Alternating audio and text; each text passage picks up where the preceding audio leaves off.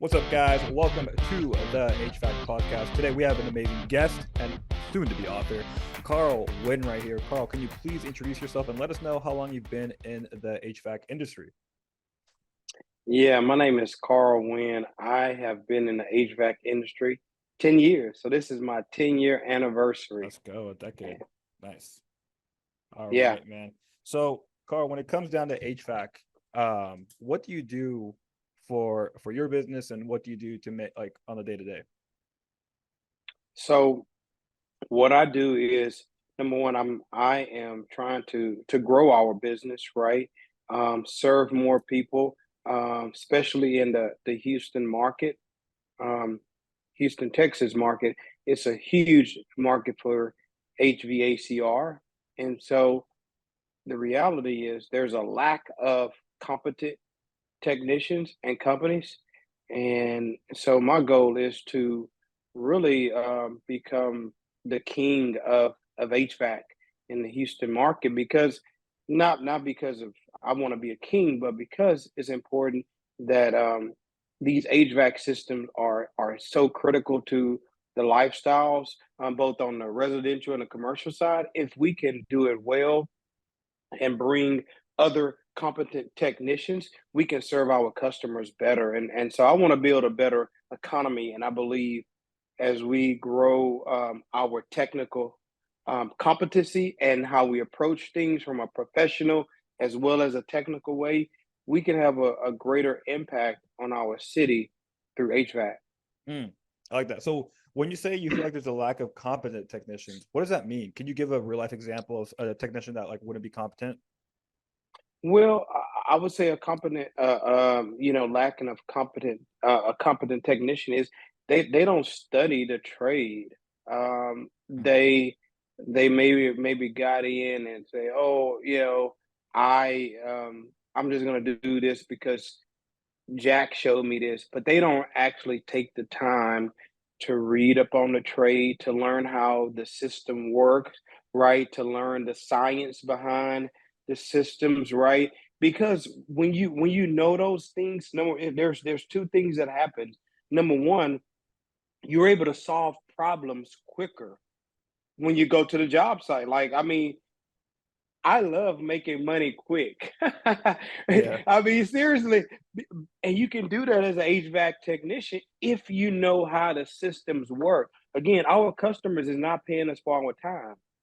They're paying us for our competency and the Yep. ability to solve problems, whether we're there for a minute or an hour, right? If we can go in and solve problems quickly, we make more money.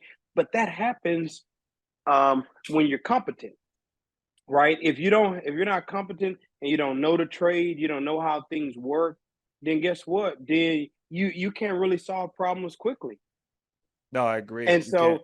so that's the first thing. So you're able to go in and solve problems quickly. But the second thing is that you're able to serve the customer better, right? You're Mhm. not walking away from this job thinking about, oh man, is this going to work? Right? If you have some one of the things that I've learned in the trade is you always want to make good recommendations to the customer and because ultimately they got to make the decision on whether they're going to move forward with your recommendation or not. But if you're competent, you can serve that customer so well, you can educate them so well where they can make that decision for themselves, right? So for example, today, actually in the building that I'm sitting in, we actually changed out a large package unit for our customer. And they were having issues after issues for the last 3 years with this unit. Wow. And finally, my team, because of our competency, came in and we were able to make a recommendation for them, save them, Mm. tens of $1,000 in service fees throughout the year. And we were able to change out a package unit for them that's going to save them quite a bit of money just on the actual service. But not only that, they're going to have a better. It's going to serve their customers and their employees better in their building. Wow. And see, so like I'd imagine that a lot of business owners want that in their team, want their team to be more competent and to make recommendations based off like good knowledge like that. So how are you training, yourself first and your team to be more competent? Man, you won't believe it, man. I read a lot and I watch a lot of videos on YouTube to find out, okay, what is the best way to do this? But man, reading has been the key. So one of the things that I do, I love doing this, and I would say to be a real good competent technician, you need to be an avid reader.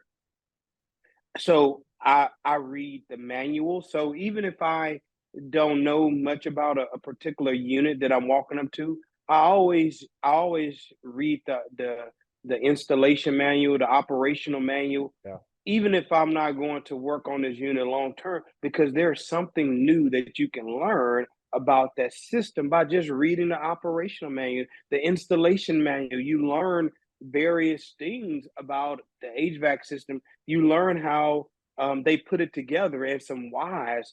So I read a lot, but also I spend a lot of money. I mean, I won't say spend. I invest a lot of money in just continue to educate myself. So I buy trades books. I buy books about learning things on from the electrical side to the HVAC side to the plumbing side, because Wow. in the HVAC field, you interact with all of those trades, even on the carpentry side, right? You need to know all of those various things because again, going back to that competency, if you know how all of those things work together, guess what? I'm telling you, your your time in diagnosing things, it becomes so quicker. And I mean, you know it, right? And so that's what I do. And man, to be honest, I buy even used books like these big textbooks Yeah. that they sell online. I'll buy it for $50 and I'll just read through it. I mean, again, Yeah. and you learn things about it. So a lot can be, and we'll get to how your team gets more competent, but for you, how do you apply what you learn into real life? Because a lot of times, a lot of people like to read stuff, but there's a disconnect sometimes between the reading and applying. So how do you apply what you learn to when you're out there working? Well, to be honest, man, is is when I approach a situation, man, things that I've learned it's a okay. All technician, let me say this: we have tools, right? Yep. And so some of those tools are very, they're hard tools that you carry on your backpack, right? When you're going up a ladder into the attic, right? There's some tools you need to open up a system, but there's tools through just thought process, right? Things that you've learned that you need to pull out of your mental tool belt at times to use it. And to be honest, that's what I do. So when I again going back to the book that I write, like I don't waste those tools. I'm not reading just to read, but I'm reading to store up those ideas, tuck those tools away so that I can use it. So for example, today we were installing that package unit on the roof, right? And so some of the team that were team members that were with me, they were like, "Oh man, this curve is not made up right. This curve is not made up right. I don't think they made it right." And then because I've done this before, I say, you know what? It is made up right. I think we're missing a part. And guess what? I was able to identify that part we were missing. It was on the truck. I said, "Hey, no, just go get that part." And Wow. guess what? I solved the problem. Again, this is just because of things that I learned. I'm not wasting any information that I learn. It's Yep. always a tool in my tool belt. And the question is, it's going to come a time when I need it. Like all of those tools that I have in my big tool, my backpack tool that I carry on back. I don't use them all the time. But guess what?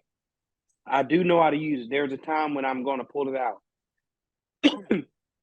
Yeah, I mean, like it seems like you have a good system for yourself and like mentally, like you know how to be competent. How do you train your team to do that? How can a business owner right now listening that's like, wow, I'm competent, but I want my team to be more competent and to think like that? How can they train their team to do that? Well, I think one of the things that they can do is that they need to, especially in the off season, right?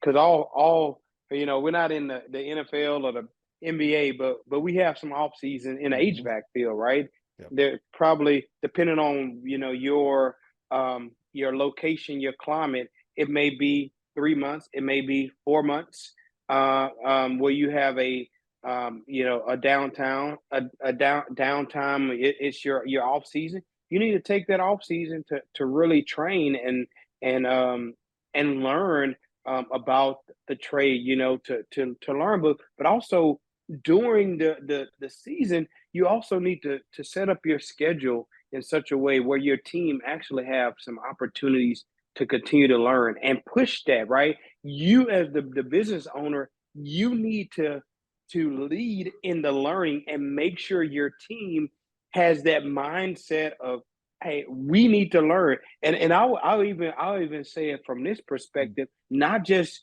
your technical team members that are driving around in the vans and going to the customer sites, but it needs to be something. It needs to be a core value within Yep. your business. Even your administration team, the dispatching team, they need to be learning about the HVAC field. So they can answer those questions and be able to navigate that customer who maybe be on the fence about a sale, right? They may be on the fence about a service. If they are learning the trade, they're better prepared to actually serve your business and your customer Do well. do is it normal that the dispatchers and people in the office don't really understand the trade? Is that normal? And not it is normal to a certain extent, right? They Well, they come okay. up to speed to learn about various things, but most of them they haven't been in a truck. They don't know anything about in installation. I mean, they can learn about it, but I would say if they most of them don't know anything about it. But I would recommend, hey, make sure your dispatcher and your administrative office professional, they need to be up on the trade. Yeah. Okay. That makes sense. So essentially what you're saying during the off season, like off season is like training season and during this busy time, because I know it gets hot here in Phoenix. It gets like 100. It's gonna hit 92 today, right? It's gonna get hit 92 Yeah, today. But in Texas, a little different. So for you guys in Texas, how's HVAC out there during the busy season, during the slow season? What do you guys do to make sure that you guys can go to as much jobs as possible during the busy season and also maintain as many jobs as you can during the slow season? yeah, exactly what I just shared with you. I mean, that's the process that we approach. Is that in the off season, it's our season of learning. Yeah. It's our season of rest and getting prepared, because in Houston, the Houston area, I mean, to be honest, we run about 10 months out of the year. I mean, it's humid here and it's Mhm. hot. Yeah. And those two things, it puts a load on the HVAC system. And so if you're not training and you're not prepared for that, then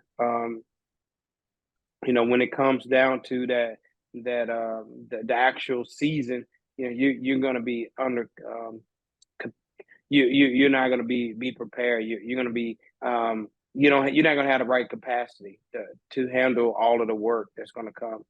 But I'll even say, man, that even during the season, there's times that you need to schedule times of learning and rest for your team so that they can be prepared. Yeah. So how do you, so, and before I go to my next question, like, how do you schedule that out for your team? Like more specifically, Wh- like the day to day. Yeah, yeah. So at least once a week, have in the morning, have a technical um, team meeting where you're learning something, about the trade, things that you kind of, going back to my book, right? Nothing is a waste, because there's always things you're learning in the field that some people haven't seen, right? And so you could take that as a model, and you can just learn that, right? You say, okay, this is what technician ran into, right? This week, and we're going to use his story, the things that he learned, so we can all learn from this. And you go through these scenarios, and make sure that people know about it. Right on the technical side, I would say the hard skills, but also the soft skill side. Like, how did you navigate this? Right, man. I'm a fan of technical support Mm, because, man, good. you learn so much by just calling somebody and say, man, I ran into this issue. I don't know. I mean, there's it's so good to say that word. I don't know because it opens the door for you to know, right? Ignorance, we all are ignorant in some point, in something, but it's not good to stay in ignorance and act like you know. It's okay to say I don't know, and there's things that I don't know 10 years into the field that I'm still learning, Yep. because guess what, the trade is ever turning, is getting more complex. There's more things to know about it. But that's what I would say, and that's what I do with my team and myself personally, is just take time to learn, and Yeah. take some time out of that in the busy season. Say, we got to learn, because if you don't, you're not going to be good for your customers. No, and at the end of the day, like the customer service is great. I just love that you said the power of I don't know. A lot of times where our ego takes control and doesn't want to allow us to say I don't know, and that's closing a door for Hmm. us when we're learning, which is very big. I love that you said that. Something that I think I started asking my last episode is because an owner brought it up, is the core values. So what core values do you have to make yourself and your company successful? Yeah, I think for sure what I mentioned before is always be learning, right? Um, always be learning. I think that's one of the core values. Um, yeah, the other one is always always create value, right? I think look for ways to create value for someone else, right? Because that's what we're in the business of doing, creating value. So when I approach when I talk with my team, and even you can watch this on LinkedIn, whatever kind of videos. I always say our job is to create value for our clients, our team, our vendors, and our community. And so, creating value, you need to be thinking about, how do I create value today for others? Because if you're not doing that, we're not really serving. Yep. And so, and the reality is, sometimes, Brandon, people don't realize the value that they have. And so, this is the thing, right? If you're always learning, right, you can always be creating value for other people. But if you stop learning, your value goes down, Like a right? stock. Yeah. You Yeah. I mean, and so I like to say learning is living. If you're not learning, you're dying, right? And I believe God has put us here to learn and to grow and to live. And if you're not learning, you're not living. I got 5 children, and they be like, "Daddy, why you have to go to this marriage conference? Like, Yeah. I don't have to go." But I said, I want to be a better husband. But Hmm. you're already a good dad and good husband. Well, I know, but there's always progress. So again, always be learning so that you can create value for other people. I'm telling you right now, today, I probably read, and this is probably on the low end. I probably listen, because I listen a lot to it Yeah. now on Audible, but I listen probably to maybe 120 books a year. Wow. Wow. I'm just being What's honest. what's the number one book you recommend aside from yours, of course? What's the number one book you recommend to an HVAC business owner out of the all the books you read? Oh man, that's a good question. Out of all the books I've read, which book will I recommend? Okay, there's so many books that I read. But I'll just because this is off the Yeah. top of my head, I'll recommend that they read this book. There's this book called The Magic of Thinking Big. No way. That's funny, bro. Look at this. This one. Yes, Look at that. man, Great that book. that book is powerful, man. And I've actually listened to it probably over 10 times. I'm just being honest. I have. You know what's funny? And guess what? Go for it. Yeah, go The ahead. the owner on the other podcast, he's like, my team and I are reading this book, and I'm like, what book is it? And it's that same book. So I know I'm on the right book right now because multiple people keep bringing it up. Cool. Yeah. And I have I have 5 children. They're all 10 to 4. All 5 of them are listening to that book. That's a part of their education. They're Good. all listening because the reality is, if we can't use these minds that God has given us to think big, right? We don't need to think small. So many times we think small. Even from a HVAC technician, we don't see ourselves as valuable. We don't see our service as very as needed. We don't see, sometimes we don't see that see more than what we need to see when we go to a customer site. Like, we need to be thinking big, like, man, how can I really serve this customer? And that's why I said before is, we need to be making great recommendations to these customers by thinking big. When I go to a job site, I don't leave anything on the table. If I see an issue, I'm going to try to educate this customer about it, whether it's from a plumbing side, an electrical side, an insulation side, a window side. Like, I know all of these trades because they all work together to make sure that the customers have a great experience. Right? Exactly. I mean, you could go in and put in a new AC, but if they don't have good windows, they don't have insulation. I mean, you just name it. They got holes all, like. I mean, the HVAC system can only do so much. It's not this solve all problem. Like, there's other aspect that works with this system, right? Yeah. Oh my gosh. Yeah. That's good that you're honestly having a lot of integrity, because sometimes some people just have the mindset that, like, that's not my field, nor that's not my problem. So I'm not going to say anything. So that's really good that you're bringing that up, and you're educating homeowners, right? I wish more people did that. So when it came down to it, like earlier you said Texas and more Houston has a market saturation problem. Like, there's a lot of HVAC companies there. How do you stand out in that market saturation? Well, there is a lot of HVAC companies here, but there's not enough. Okay. Let me just Okay. say this: I like there's not that. enough. I like that. Let's go. Um, and there's not enough competent technicians either, and new technicians that's coming into the market. And so I think the way I stand out, it goes back to, like, when I approach a customer, I'm educated. I'm giving them value, and I'm giving them the value so at the end of the day, they can make the decision.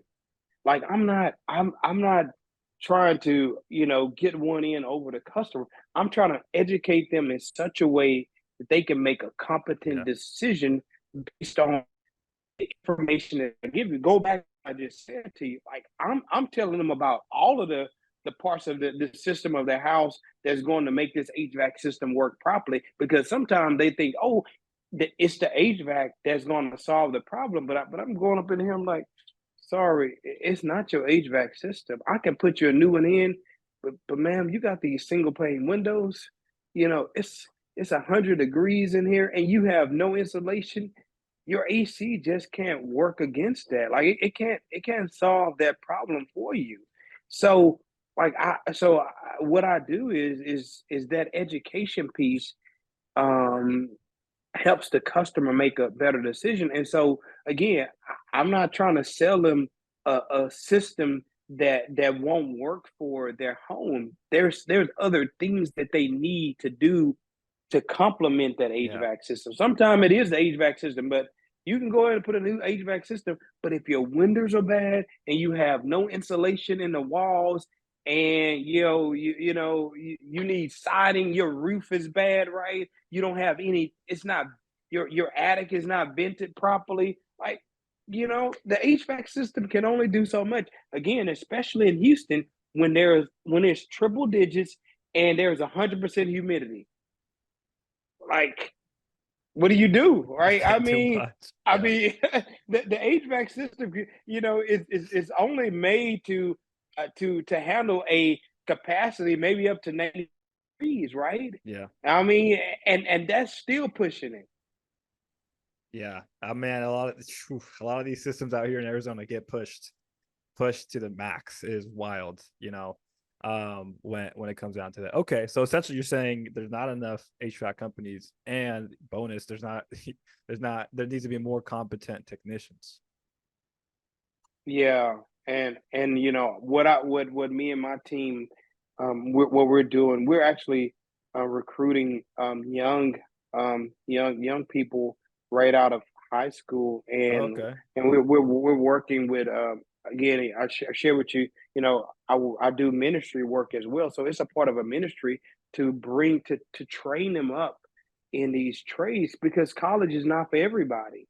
And No, for in me. fact, our economy is struggling because everybody believes that college is for everybody, Yep.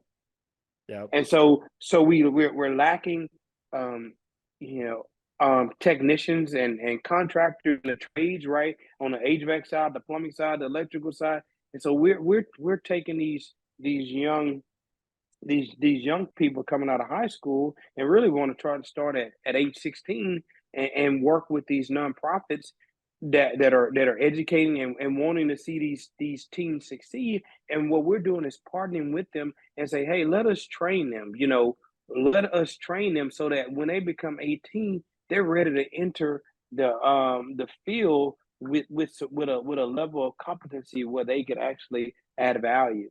What are the that's awesome. I like that you're doing that. What are the incentives and how do you get that program started? Because there's a lot of owners that need talent, and they either rely off the union to give them talent, which the union will give you talent. But if you're not union, you kind of gotta, pick from, you don't have too much people to pick from. So I like this way that you're doing it. You're recruiting them young and you're teaching them young. How do you do that? So I would say there's two ways that you can do this, and and and this is how I would approach it, and this is how I do approach it. Number one, find a nonprofit that's already doing community work in your community, Okay. right? Partner with them. Number one, the nonprofit can do two things. Number one, the nonprofit can actually get grant money, right, to train these students so they can even pay you to come in and train them, right? That's one of the things because they can say, okay, well, we want these teams to be educated, so we're going to get grant money to train them. They can get them the tools, and they can even um, have some OJT where they can even ride along with you in the summer, some of your team members, because they are able to get this grant money and pay for this help that you can utilize, right? So on the job training. So that's a one way. But I would say if you're making enough money and you need some tax write off, give money to this nonprofit, right? So that this nonprofit can train Got it. these teams, right? It could be a tax write off. Find a good nonprofit that is literally that's trying to Wow. build an economy, trying to build a community. Take that tax write off. Train these young people and get a write off. That's amazing. That just a side note, do you when you're training these people, when you're training these kids, do you let them go inside the attic when it's like 100 degrees to like this is how it is, or what's what? Absolutely. Yeah, okay, cool.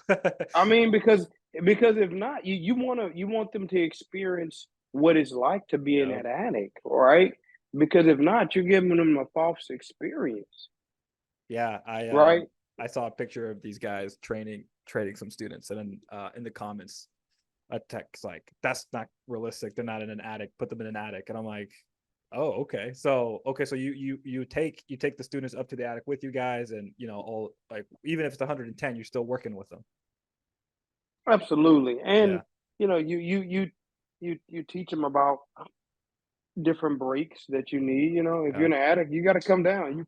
You can't you you need to you need to stay in. You need to take breaks out of the attic Yeah. because I mean, if not, you're gonna fall out. It's hot up there, man. I Yeah. mean, I mean, literally, I've taken my temperature gun and I've read, I was able to read like temperature like 125, 130 degrees, Oh, right?